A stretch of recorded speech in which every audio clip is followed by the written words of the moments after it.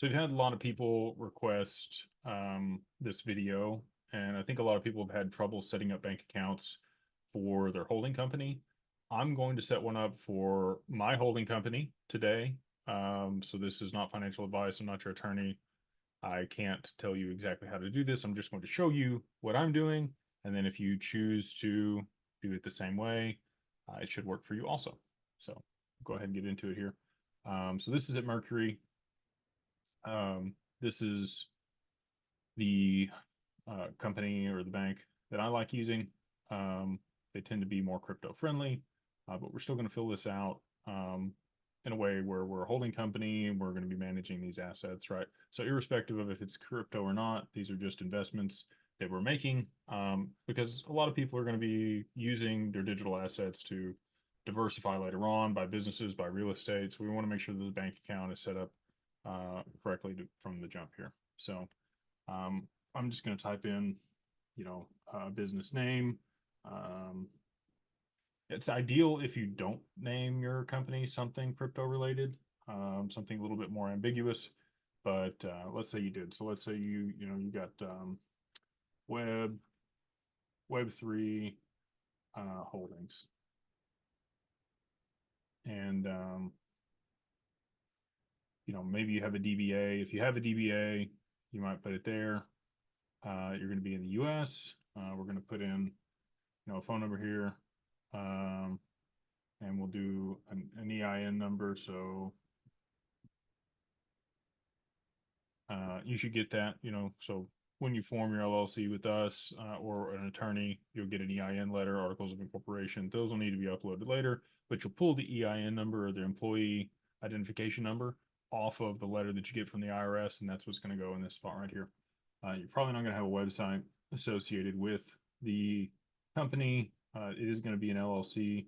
Obviously, they have other options here. So maybe you did file an S Corp or C Corp or whatever else. Anything that we file is going to be an LLC. For the industry, we're going to select business management because that's what this is going to be doing. Going to be managing assets. And for here, you're just going to put strategic business consulting, or you could do strategic business asset management, right?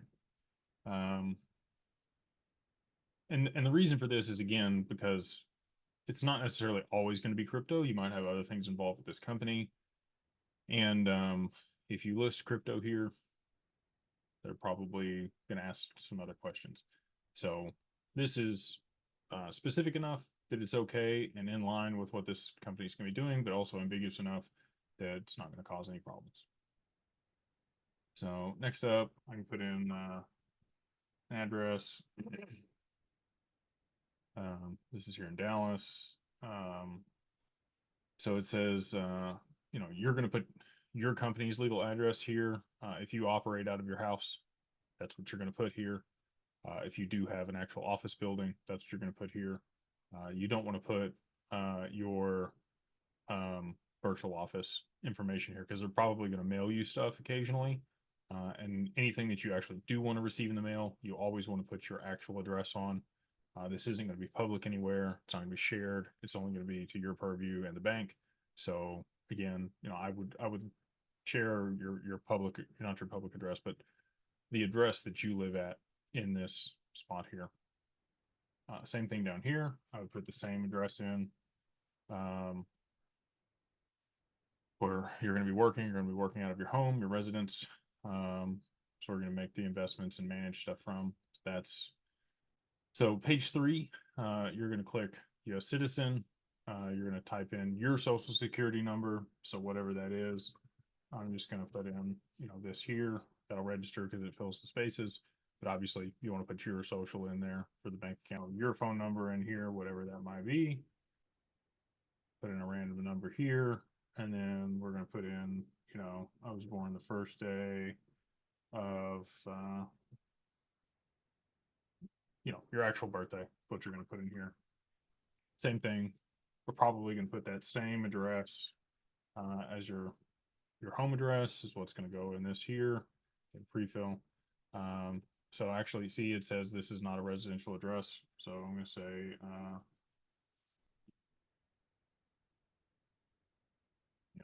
once upon a time, I used to be associated with that address. So I know that that one's real. You put a street address in there, wherever, again, you're identified. You're going to select, what you want to use here. You're going to upload a picture of it. It's just going to be the front of it. So most people are going to have a driver's license. Just upload the front of your driver's license. It's going to ask you to take a photo. So, if you have a webcam, if you're doing it on a computer, then you just take a picture of yourself and upload it there. Same thing if you're on a phone, it's mobile based. You can do it that way as well. You are not politically exposed. You're going to select no. It's always good to put in a LinkedIn profile here when you're setting this up. So, they can verify that you're a real person. It helps expedite the process. So that's what I would put here. I would go to your LinkedIn profile and just click that. The next page, you're going to have your articles of incorporation. You're going to add those in here. Same thing with the EIN number associated with the entity. Drop that in there. Upload both those documents. You might be sending money internationally at some point, but you can change that. So in order to get the bank account set up, we're going to say no, we're not going to be sending money internationally. And then this is what you're going to put here. If you have a holding company, consulting firm, whatever it is, right? Business management. You're going to say, I plan to operate in the US within the next 2 years. Easy enough. Your target is going to be professionals and businesses. And here, you don't need to share anything. You already shared your LinkedIn profile. So if you wanted to share your LinkedIn profile here, you could do that as well. And then, so it's not like an online business and you're not associated with it. So maybe don't share your LinkedIn profile here. You could just do it for the other one, right? Or maybe a Facebook profile on the other one as well, just so that they see that you're a real person and you have a social media. But since you are not promoting your business services and you're not trying to attract other people, that's really what they're looking for here, is somebody that has a website and a social media presence for whatever their business is to attract customers. So what they're trying to garner. But again, you're just doing, business management consultant for your own company, on companies and investments and stuff like that. So really don't need anything there. You're going to be dealing with professionals and other businesses. And the way that you're going to be taking payments is distributions and payments for services is what we're going to put there.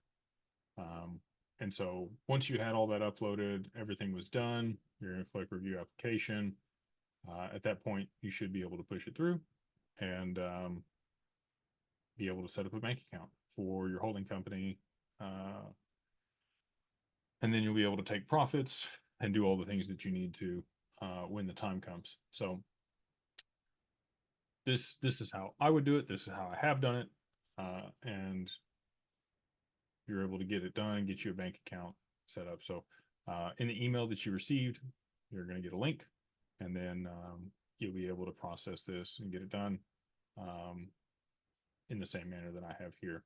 Just let us know if you have any questions or concerns, and we would be more than happy to help you with those as well.